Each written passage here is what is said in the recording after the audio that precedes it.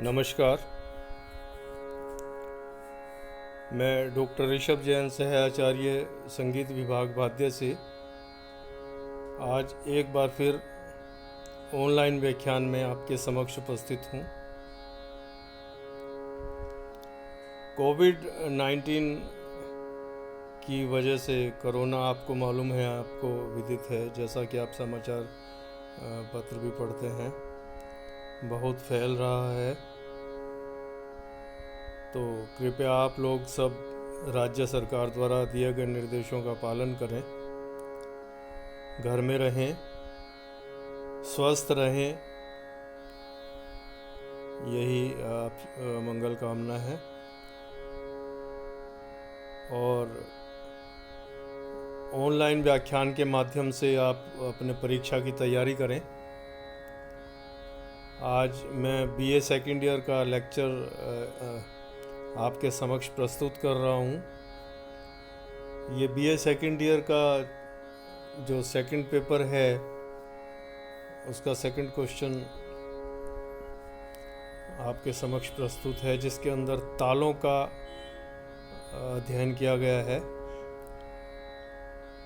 यह ताल एक बार पहले भी आपको करवाई जा चुकी है, लेकिन इसको आप रिवीजन के रूप में ले लीजिए, या फिर एक बार फिर से इसका मैं अध्ययन कर रहा हूँ। आप इसको ध्यान से सुनिए, ध्यान से देखिए। ताल का नाम है रूपक। रूपक ताल के विषय में हम बात करते हैं। इसका एक पीडीएफ में डालूंगा, इसका परिचय मैं आपको बताता हूँ। इसको आप प्रैक्टिकली बजा के भी देखें। ताल रूपक यह एक 7 मात्रा की ताल है। इसमें 3 विभाग हैं। इसकी चौथी व छठी मात्रा पर ताली बजाई जाती है।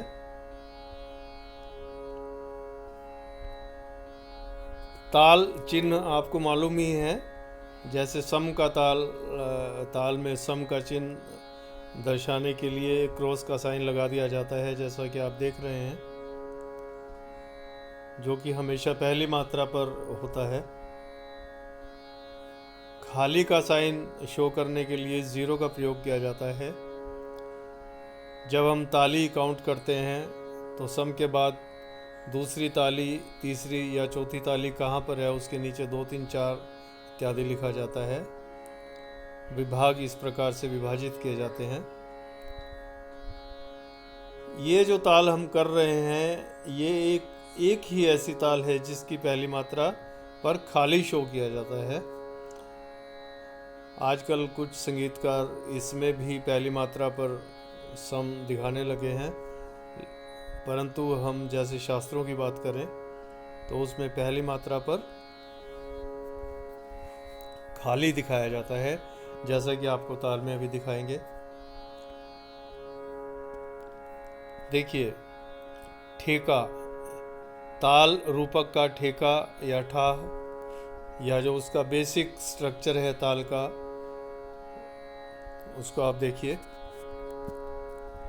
इसका पहला विभाग 3 मात्रा का है, दूसरा विभाग 2 मात्रा का, और तीसरा विभाग फिर 2 मात्रा का। इस प्रकार से 3 विभागों में विभाजित किया गया है। देखिए, पहली मात्रा पर खाली प्रदर्शित की गई है। जैसे कि मैंने बताया था, एक ही ऐसी ताल है जिसमें पहली मात्रा पर खाली शो किया जाता है। इसकी चौथी मात्रा पर ताली है, फिर छठी मात्रा पर ताली है।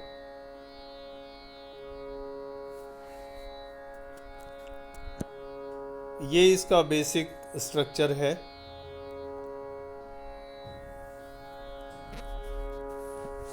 देखिएगा, इसको हम कैसे बजाएंगे।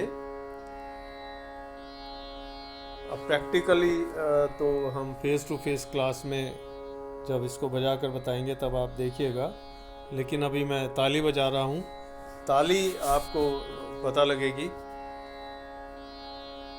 तिन तिन ना धिन ना धिन ना, यानी 1 2 3 4 5 6 7, ये 7 मात्रा का ताल हुआ। पहली मात्रा पर आपको आवाज़ नहीं आई क्योंकि पहली मात्रा पर खाली दिखाया गया है, इसलिए।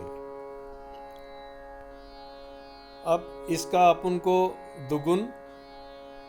दुगुन का अर्थ होता है किसी भी चीज़ का डबल करना, एक चीज़ को 2 बार रिपीट करना दुगुन कहलाता है।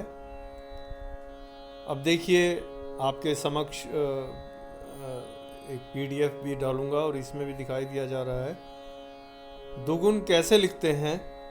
जब पहली 2 मात्राओं को एक में डाल दें। ये देखिए, पहली और दूसरी यानी 3 3, उसको उन दोनों मात्राओं को एक मात्रा में डाल देंगे। ये देखिए 3 3।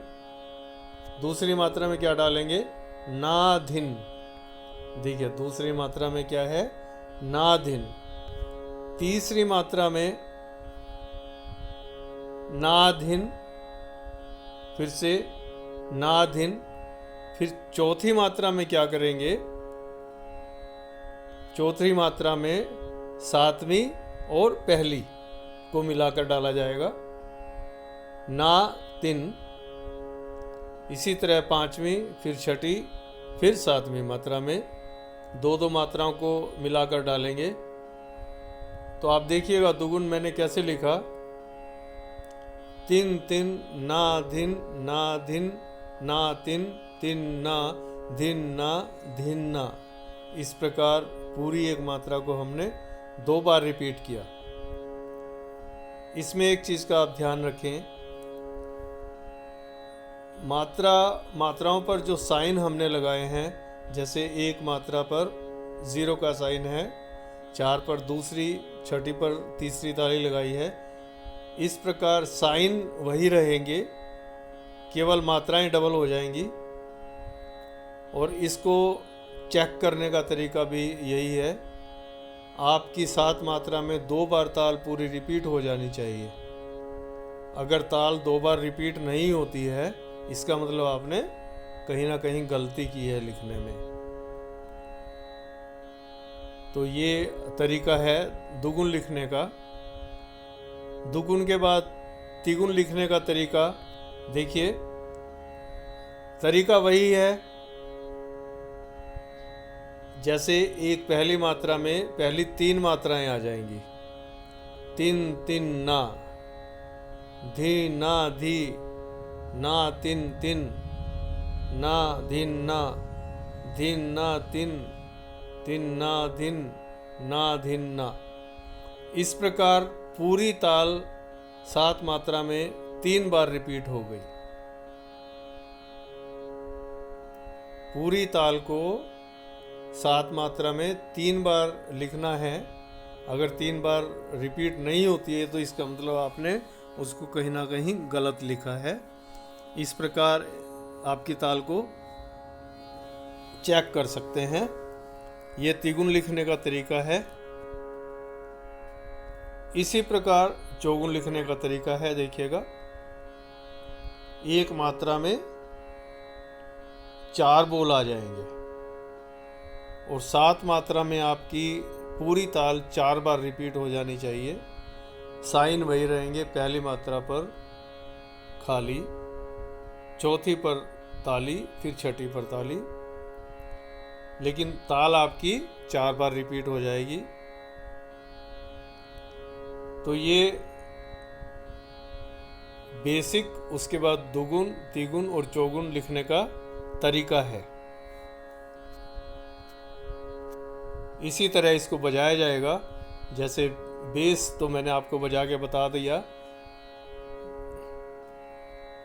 अब दुगुन या चौगुन जो बजाया जाएगा वो क्लास में जब हम फेस टू फेस बात करेंगे तब हम आपको बताएंगे। अभी आप इसको अध्ययन करें और इसको बार बार लिख कर देखें। जितनी बार इसको आप बार बार लिख कर देखेंगे उतना आपका प्रैक्टिस होगा, है ना। तो इसको आप लिखें, याद करें और इसका सिंगल और डबल बजा कर देखें। नेक्स्ट सेशन में एक और ताल लेकर आपके समक्ष उपस्थित होंगे। तब तक के लिए थैंक यू।